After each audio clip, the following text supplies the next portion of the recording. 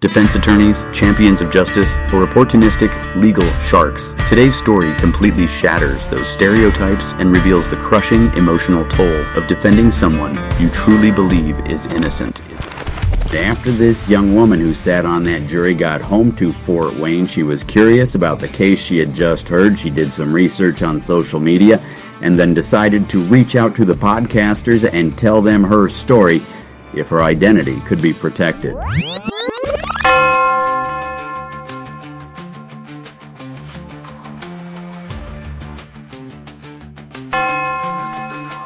For nearly a month from jury selection to delivery of the guilty verdict, 12 jurors and 3 alternates lived the Delphi trial and saw things to this day that the general public has never seen about the murders of Abby Williams and Libby German near the Monon High Bridge in February of 2017. So I imagine a lot of them had no idea what they were in for. While it took investigators more than 5 years to find Richard Allen and more than 2 years to bring him to court, jurors came to their unanimous verdict in 19 and a half hours of deliberations over the course of 4 days. But from the start, there was uncertainty in the jury room. And that was the day we took a vote at the end, and it was 3 undecided, 9 guilty. The juror said she was convinced by Allen's description of a white van that drove up a nearby road that day, something police say only the killer would know. And a trooper's testimony, who said he thought it was Richard Allen's voice that told the girls. And it was Allen's confessions in prison and his confirmation that he was on the bridge the day of the murders and was dressed like Bridge Guy. After realizing he's Bridge Guy was pretty easy to add all of those things together. But really just things that he reported himself is really what got me closest to guilty. Although it is very eerie, and looking back, I think like who would confess that many times that didn't actually do that? Like I can't think of how that would ever happen. The juror said that prosecutor Nick McLeland's closing argument referring to Libby's video of Bridge Guy and Abby hiding the phone stuck with her throughout deliberation. That, she always wanted to help police solve crimes, like that broke my heart. And that they both, hid the phone, got the video, and if it wasn't for that, we wouldn't have found Richard Allen. So that stuck with me. Does anyone disagree that Richard Allen's Rich Guy? And no one did. You really can't. And the biggest question that's on everybody's mind, and every single live streamer out there that supports the defense team and the theory that potentially someone else is the killer other than Richard Allen, well, if you think that they didn't make the right decision, let's hear it from the juror themselves. Did they make the right decision? I think we made the right decision. I really do. You know what fascinates me most about this case? The way it pulls back the curtain on what really happens behind those dramatic headlines. Well, let's dive into this remarkable situation with the defense team for Richard Allen in the Delphi murders case. These attorneys made this unprecedented shift from total media silence to speaking out. And that's not something you see every day in high-profile cases. That must have been such a difficult decision to make, especially considering the gag order they were under. Oh man, and here's what makes this really interesting. They were dealing with this mountain of data, something like thousands of documents and evidence pieces, while simultaneously fighting these public misconceptions about their role in releasing crime scene photos. So, what finally pushed them to break their silence? Well, they felt these press conferences were painting this completely distorted picture of their actions and character. You know how they say silence can be deafening? In this case, their silence was actually working against them. The whole social media aspect of this case is fascinating, like trying to navigate through a digital minefield while building a defense. Right, and get this, while most legal teams might see social media as purely destructive, These attorneys found that some online sleuths were actually providing valuable leads, though they had to wade through tons of misinformation to find those golden nuggets. That really shows how the landscape of criminal defense has evolved in the digital age. Speaking of evolution, let's talk about their tactical decisions during the trial. They made this crucial choice not to have Richard Allen's wife testify, a decision they're now second-guessing. It's like playing chess, where every move could literally determine someone's fate. And all while carrying the weight of believing in their client's innocence. You know what's particularly striking?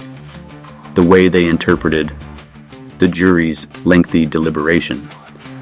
While most people might see that as concerning, they saw it as a sign of reasonable doubt taking root. That's the kind of perspective that comes from years of experience in high-stakes trials. The emotional toll must have been enormous, especially with the public scrutiny they faced. Well, here's something that really puts it in perspective. They had to balance advocating for their client while showing appropriate sensitivity to the victims' families, like walking a tightrope while carrying the weight of multiple lives on your shoulders. That kind of pressure could break even the most seasoned professionals. And yet, despite all this, they're committed to continuing the fight if there's a retrial. That level of dedication, well, it really challenges our assumptions about defense attorneys, doesn't it? It certainly paints a different picture than what we usually see in media portrayals. As we wrap up today's story, here's what really stands out. These attorneys aren't just going through the motions. They're fighting for something bigger than one case. They believe that defending someone they're convinced is innocent isn't just about that person. It's about protecting the very foundation of our justice system. And in today's world of instant judgment and social media trials, maybe that's more important than ever. You know what? Maybe the real story here isn't just about a legal case. It's about how justice in the modern age requires not just knowledge of the law, but the courage to stand up for what you believe is right, even when the whole world seems to be against you. True Crime Rewind Podcast. Digging into the dark and mysterious world of the missing and murder. You seek the answers, but you never know what you'll find last. When you rewind, rewind, rewind.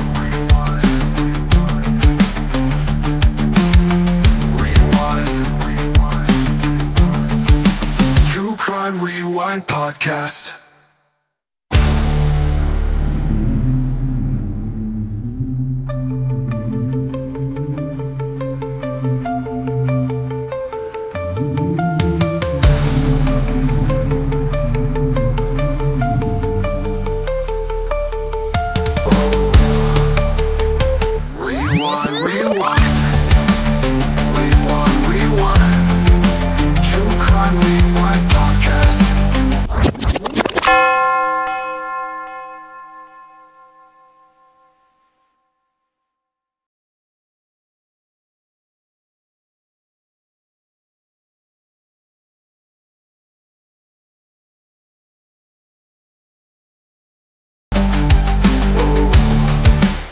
Rewind, rewind.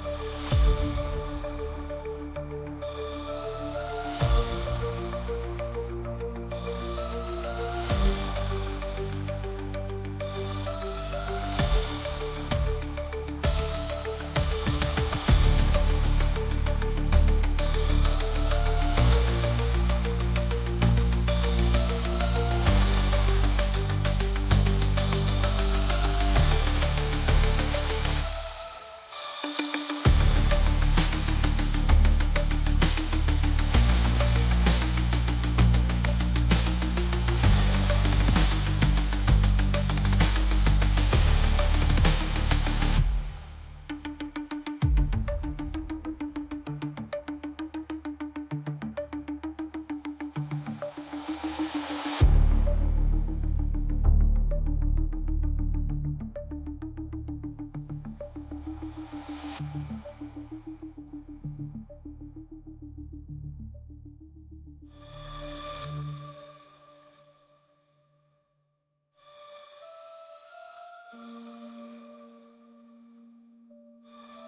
you.